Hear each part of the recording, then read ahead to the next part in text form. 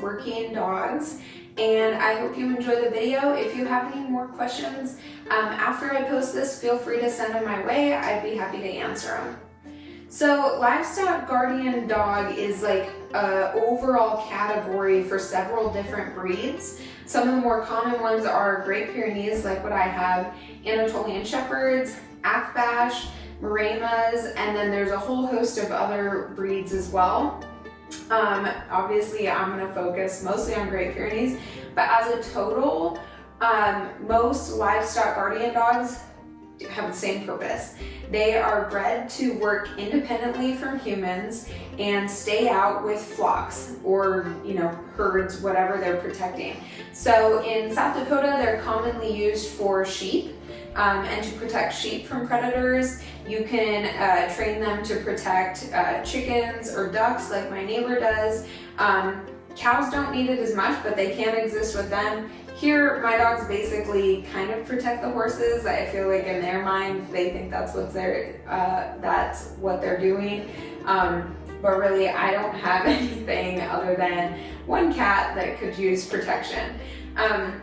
Anyway, the difference between dogs like a Great Pyrenees and something like a Border Collie in particular, both obviously work with livestock. However, a Border Collie is a herding dog, so they're meant to work with a human and in conjunction with a human, look to a human for direction. They for sure know their job by instinct and will naturally herd, but generally speaking, a human will tell them where to herd things to.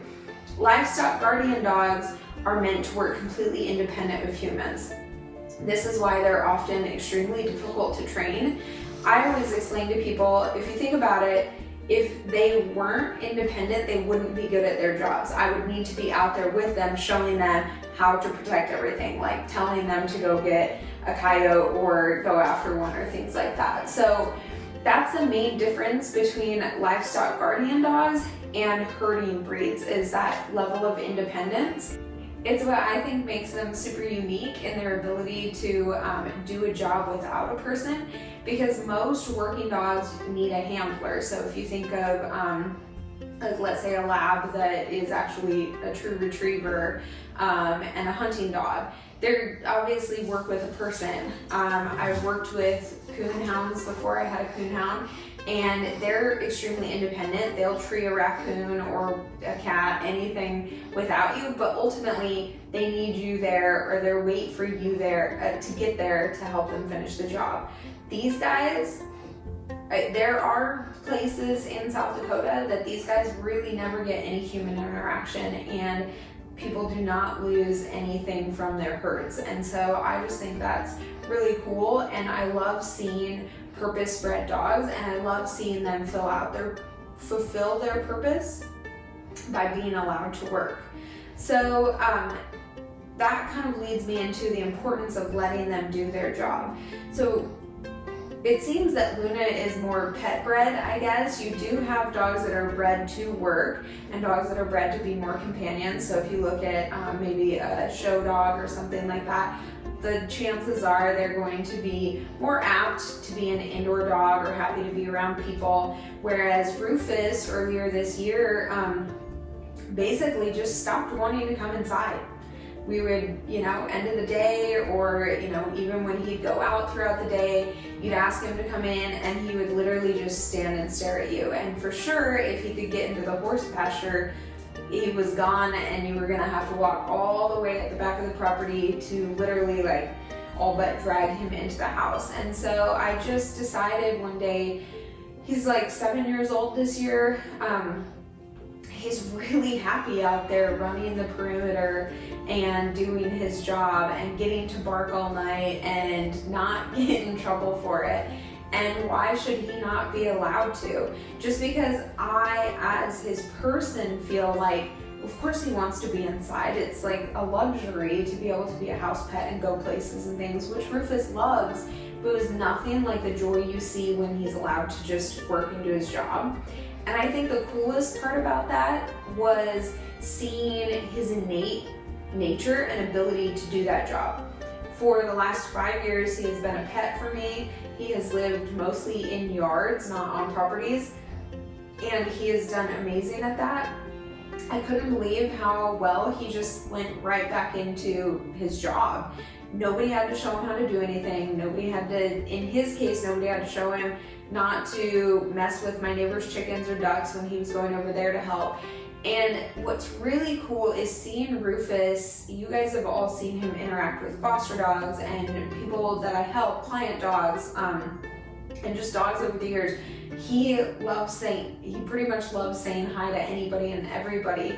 And he can tell the difference between, we have neighbors behind us that have a couple cattle dogs, and he knows when that neighbor is out with his dogs. He doesn't bark, he doesn't do anything, but there's a couple of dogs that kind of roam our bridle path without people, and it's a totally different story. He barks, runs, and basically chases them off. And it was the same with a coyote just the other day. He can tell the difference between that and a dog, and it's just a completely different dog that you see in Rufus when he's doing his job.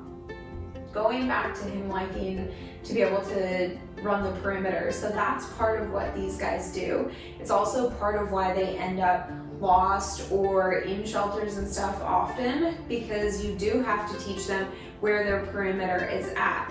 You don't always have to actually have like a dog safe fence. So our entire property is no climb, so kind of like a chain link. But my neighbor, the two that she adopted, used to live in barbed wire where they'd be able to get through. But once they were shown that perimeter, and the animals that they were meant to protect, they never left that area. And if you don't do that with them, they will wander. They just assume that they're meant to protect everywhere, which is how Rufus ended up in rescue, because he was found wandering, and he wandered onto some people's property who loved him and took him in. However, they didn't have a proper fence, and he just kept going, and so they decided it would be best if he went somewhere that could provide better for him. And so what they do is they'll run that perimeter, and then they mark their territory, and that's part of their defense mechanism for predators to stay away. It also goes into why they're not always great with same-sex dogs as themselves. So male, female can tend to really butt heads, and that's why over the last few years I've seen more issues with Rufus and unfixed males or newly fixed males that have come into our home. Because again, going back to that innate nature, they would not be good at their job if they were okay with letting everything come in. And so they tend to be super territorial in that sense, which is another reason why you see people who aren't familiar with the breed turning them in or surrendering them, because they need a strong leader if you're going to try and make them be a pet and have to get along with a bunch of other dogs.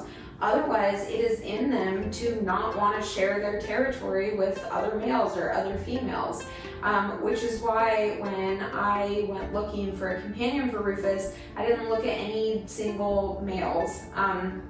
Chances are, who knows, he might have been fine with one, but it's just been clear that as he gets older, he's a lot less forgiving with males than females. I've never had an issue with him and a female, like just never.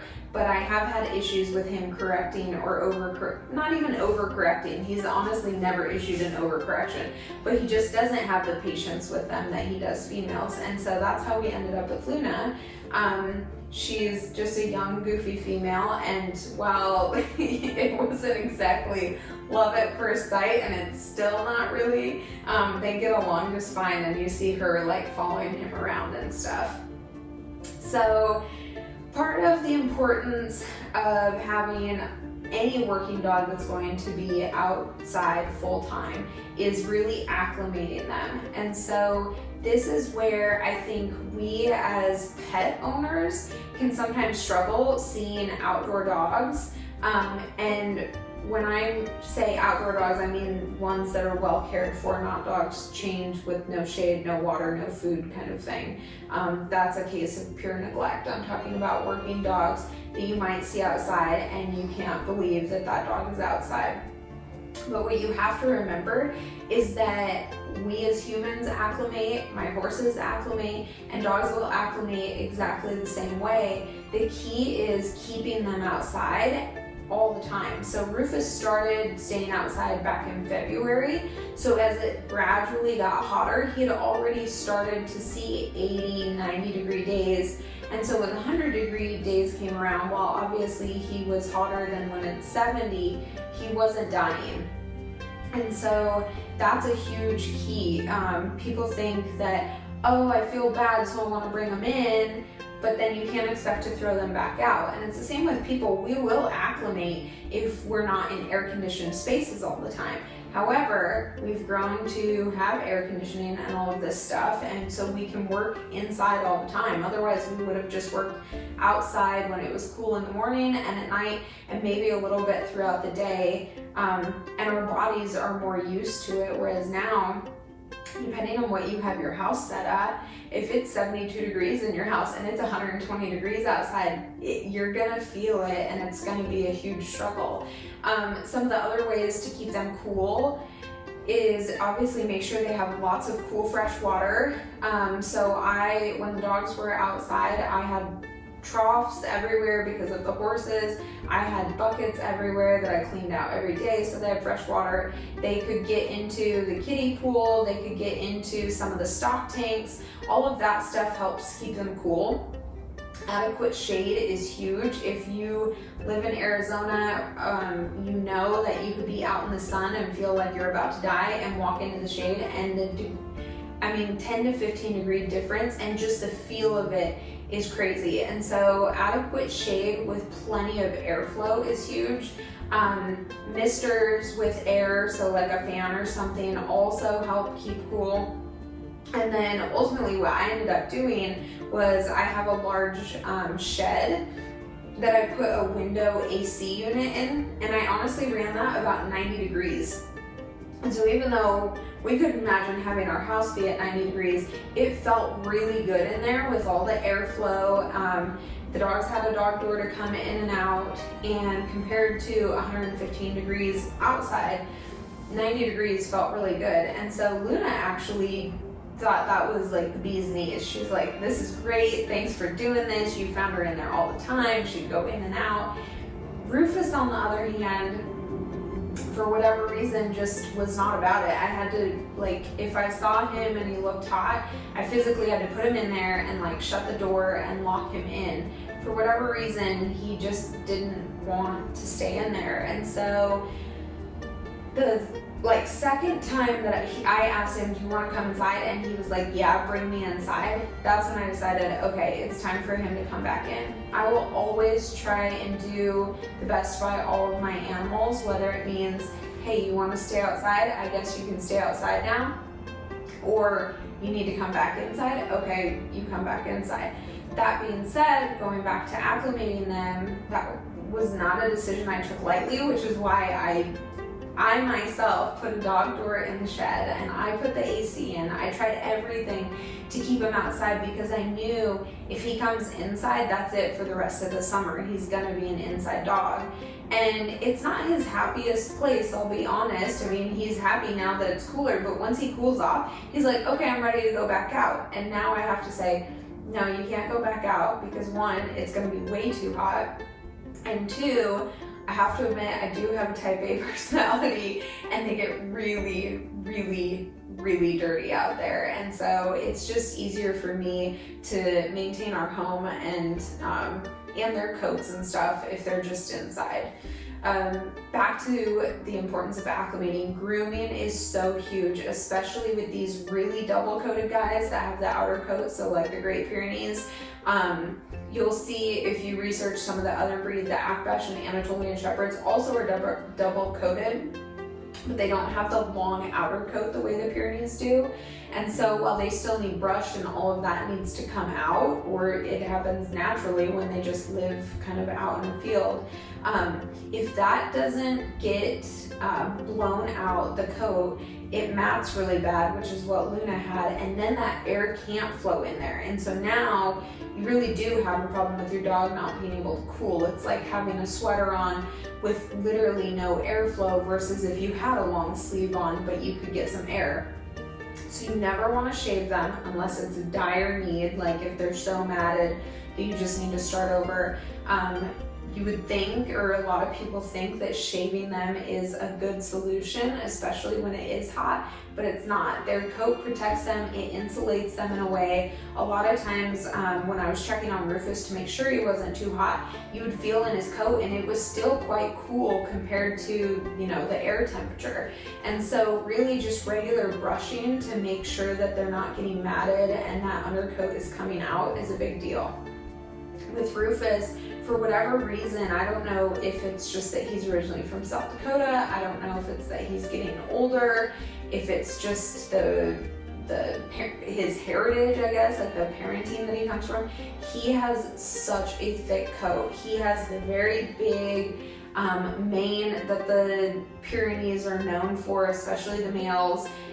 Even my neighbor's 2 dogs and Luna don't have nearly the hair he has. And so I think that's part of why the rest of them were doing fairly okay this week outside. They were finding ways to stay cool. They weren't at risk really of overheating. I was getting really concerned about him and how hot he was getting, and I think it's just because he has so much coat. A cool kind of side note about that big mane, and I wish he was in here, and Luna kind of has one, you can kind of see it, that protects them from predators. So if they do get into an actual physical altercation with them, their neck essentially can't be bitten at, you know. And I've seen it happen when Rufus has gotten into altercations with other dogs, like when we've had foster dogs and there's been issues, and Rufus comes out unscathed, except for like he's had like a couple of marks on his leg where his hair is shorter, but that mane, they literally can't grab anything but hair. And so just a really, again, it's so cool to see how these dogs were bred and built to withstand all of this stuff and to be able to do their job. And I think that that's really important to keep working and purpose-bred dogs alive, because they do serve a purpose for so many people, and you won't get this level of independent working if you don't have these breeds. Even if you start mixing them with other things. Side note, I just like, I saw a sign the other day for Piradoodles and I about died. I don't know what people were thinking, honestly. I don't know what the point is in that cross. It's not gonna be a shed-free dog. And I don't know what people are thinking, but anyway, they'll lose that nature in them to work by themselves and to think independently and all of that stuff if you start breeding in other dogs. And so that's kind of a big overview of livestock guardian dogs. I just again think it's really neat to learn more about them, and especially when I got Luna, I learned even more that I didn't know before, like the importance of, if you are going to make them a house dog, you really should have a dog where they should be able to choose if they're going to come in or out. They shouldn't be forced to stay inside. And that, even when I did have a dog door, so often you would find Rufus outside and he would dig a massive hole, which is another way that they stay cool. My neighbor's dog currently has probably a 2-foot hole that he has dug like a cave, and he lays in there and it stays cool for him. And that's where you would find him. And so that was one thing, again, that made me realize Rufus deserves to be outside if he wants to, even though in my human mind, I think it would be best for him to be inside, which is why when he finally said, yeah, I need to come inside, the door was wide open after a bath for him to come back in. So the last thing that I wanted to talk about was just the rescue that Luna came from, because I think it's so neat as you start looking for working dogs. It's really hard to find rescues that aren't trying to make them pets. Even the rescue that Rufus came from, they all go into second homes as pets, not as working dogs. Texas Great Pyrenees Rescue is one of the few that I've seen that has, pet dogs, and then they have some that are like, nope, these were working dogs. It's clear they would like to continue to be working dogs, and so that's what we're adopting them as. And so I had joined a livestock rescue network on Facebook to kind of keep an eye out for a new companion for Rufus to be outside. Side note, I meant to mention this earlier and I forgot. So the one thing about these working dogs, and part of why we ended up with the second one, is that they have to work, you need to work in pairs. They can't work by themselves. And that is because they can't work 24/7 shifts, and they'll try. So you're either gonna lose possibly some of your flock or your herd from predators during the day. Like Rufus, there for a while, he was working all night, so during the day we'd see coyotes and he was not going after it all, like he was completely passed out. And so when you have two of them, they'll literally do shift work. Sometimes one will stay with the flock or herd while the other one goes out and chases off the predator. Obviously sometimes they work together, but so often they'll do their own shift work because they can't run 24/7. And so it's super important that you have two of them together. But anyway, so I started to be on the lookout for them, and someone mentioned this Never Forgotten Ranch out of New Mexico as being the closest place to California. And California's actually out of their adoption area, but Arizona isn't. And so I started researching more about them, and they literally specialize in these guys as working dogs and keeping them as working dogs and training them to be working dogs. So the best way to train these guys is to put them out with other experienced and senior livestock guardian dogs, and then they watch each other, and that's how they learn. I think Luna's kind of missed the boat on that, I'm not gonna lie. I do think that someone had her as a pet at one point. And so while she has the barking and the digging side of being a livestock guardian dog down, she doesn't seem to have the same predator sense that most do, which is fine here. Oh, she's kicking my camera. Which is fine here because we don't really have anything, but like if my neighbor had taken her instead of the pair that she got, she would probably be sorely disappointed. That I think Luna at 3 or 4 years old, I think some dogs can still learn to be livestock guardian dogs when working with others, and maybe with a huge pack of them she was doing better than just one other dog. But here it seems pretty clear that she doesn't have much sense for it, which is okay. But anyway, so they put them out with their own pack of working dogs, and that's how these guys learn. They watch what the other dogs do, and they join them, and they stay outside. And they can see the importance of what it means to keep these guys in their element. And so they adopt out most of their dogs strictly as working dogs. Even Luna was, they said, basically, if you try to make her a house dog and it works, great, but it's been clear to us that she wants to be an outside working dog. That's something I'm playing by ear right now. I don't know exactly her background other than that she tried to eat a couch, but I don't know the experience of that family who only had her for like less than a week. I don't think that any of her needs were being met, whereas I feel like I do a pretty good job of meeting their overall needs, so their overall behavior is better, in addition to just being around other dogs versus by herself. And they adopt some out as pets, obviously, if they can tell that they would rather be a pet, but it was just really neat to see a rescue that is choosing to keep them in their zone and in their element rather than trying to force them to be something that they're not. And so they're out of New Mexico, and they have a lot of great information about these guys on their website too. And overall, she makes so many noises. Luna's been super fun. I don't know that she was a complete asset to bring in, and I don't mean that like meanly, but Rufus, after I brought her in, it was clear that he didn't care whether he was by himself or whether he had a companion, but I do think Luna got a good opportunity to be in a home that will kind of let her be whatever she feels like if she wants to be an indoor dog, but we have a huge backyard that she can be in and she can go out throughout the day. If she wants to run on 2 acres and stay outside, then fine, she can do that. We aren't really setting any expectation for her other than just being a good member of the family.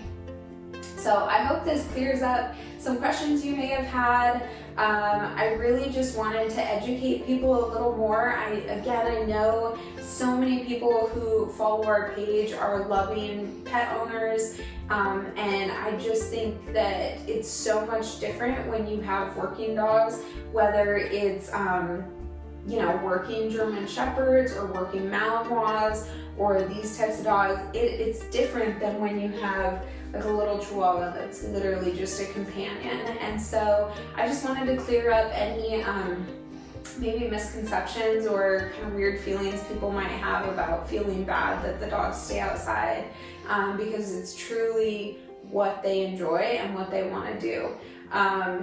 Obviously, as it heats up here in Arizona, there are still working dogs outside. My neighbor's dogs are still outside and they're doing totally fine. Depending on how Luna does, she might go back outside if she wants to. She uses the tack shed to cool off, which makes me feel a lot better.